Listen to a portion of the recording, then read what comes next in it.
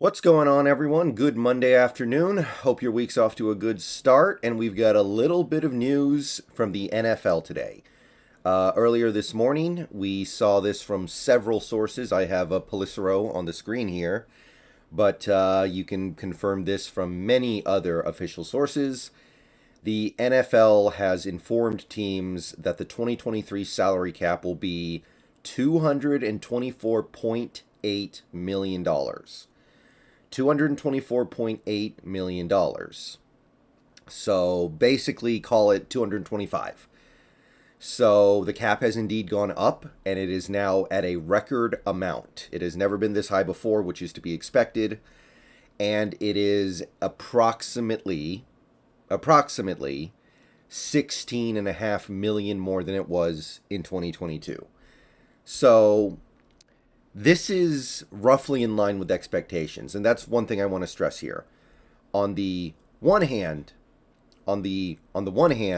yes, this is an increase in the salary cap. However, the increase is roughly in line with expectations before this announcement. It is understood that the cap is going to go up. It is understood that the cap is going to go up by roughly a expected amount. I believe this is like an 8% increase in the salary cap. And I believe that most teams probably planned for it to be this way. So this is not anything groundbreaking. This is not anything shocking. This is not every team going, oh, wow, we have way more money than we thought. Now we can all go and bid for this player. We can all go bid for that player. No. I think that most teams expected something at about this number, and they got it. You can see what the cap numbers were in recent years. 2021 was obviously depressed significantly because of COVID. But other than that, you can see that the salary cap has basically been steadily growing over the last several years. And you can look at years distantly in the past, and you can see that it's been a progression up towards where we are right now. And we can also expect, and I guess this is maybe the lesson that people should take away from today, we can expect the cap to keep going up at a rate maybe even faster than this. So if the cap went up by this much this season, then next year we can probably expect the cap to be at least 240. So then you're looking at maybe 260 the next year, and then maybe you're looking at 280. Like, if the amount of money the league is making keeps going up, then it stands to reason that the amount of money these teams get to spend on their players should also be going up. So when you take a look at the big contracts that players sign, when you take a look at the money these players are making, just keep in mind there's every expectation the cap will keep going up. But again, I want to stress something here. This was pretty much expected. If you go to Spotrac, in fact, their adjusted salary cap number for the Seahawks, at least, actually went down by a couple hundred thousand. So I think they were expecting the salary cap to be 225 flat, and it's actually 224.8. So Spotrac's estimated 2023 salary cap actually was overshooting by, I think, a couple hundred thousand. Not significant. They basically nailed it. But the point is, this was roughly to be expected. And this also has not changed the Seahawks situation. As of this moment, their estimated salary cap space is $31.3 million. So the parameters that I discussed going into this video over the last couple weeks about free agents, about cutting, about restructuring, extending, void years, it all stands. And we are going to need to do some of that stuff to make ends meet this offseason. So that has not changed. Now, keep in mind, you have to keep a lot of things in mind when you're talking about salary cap space. You can always create more through the methods that I've discussed leading into this video. Like I said, you can cut players, you can restructure players, you can extend players, you can do void years, you can do all these things.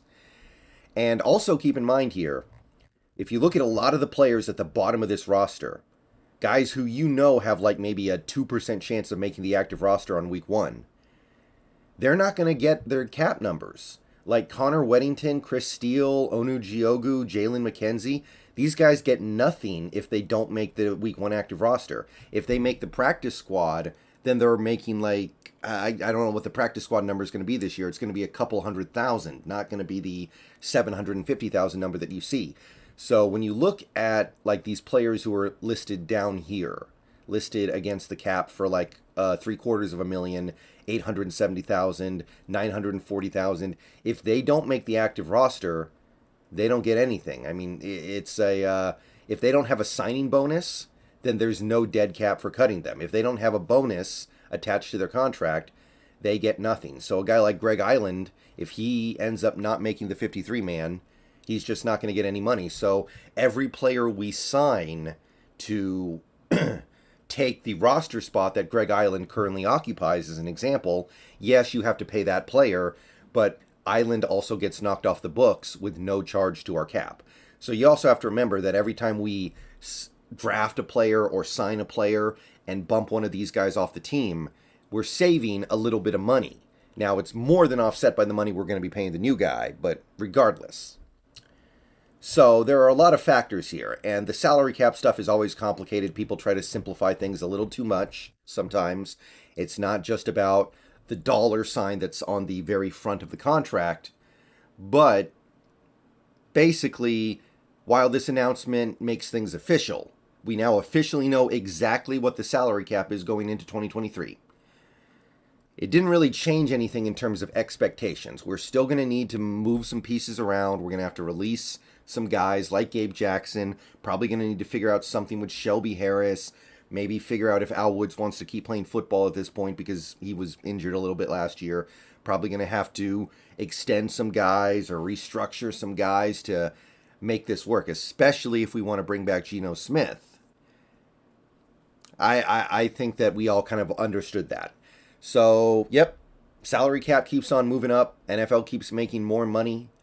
And I don't see any reason why it should stop. So if you take a look at the rate of growth in about 4 years, I think we're looking at $300 million salary cap.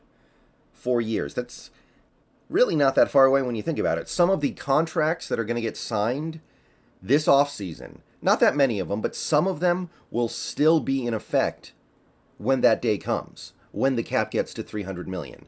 So just keep that in mind when you see whatever ridiculous amount of money X player gets. Like, I don't think he will, but if Lamar Jackson gets some massive 5-year deal, just keep in mind that when they get to the end of that contract, the cap is going to be way higher than it is right now.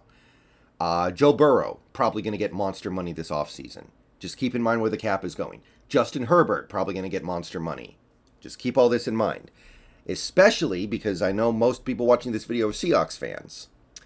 If the Seahawks decide to extend Geno Smith to some ridiculous long-term contract, which I don't think they will, but if they do, just keep things in context. You're going to see the big dollar sign number on the front of the contract and go, oh no, that's terrible. Everything is relative. Everything is relative. Today, a contract that takes up 10% of the cap in 2 years is only going to be taking up like, 7% of the cap probably. And then a few years later, it will be like 4 or 5% of the cap. Okay, that's the hot news going on today. Let me know what you guys think. Basically, we have the official cap number, and it's pretty much exactly what most people expected. $224.8 million. How are we going to spend it? How are we going to make this work? Let me know what you guys think. See you guys later. Go Hawks. Should be streaming on Dead Space on Twitch tonight. Hope you stop by. We're going to have some fun. And yeah, see you later.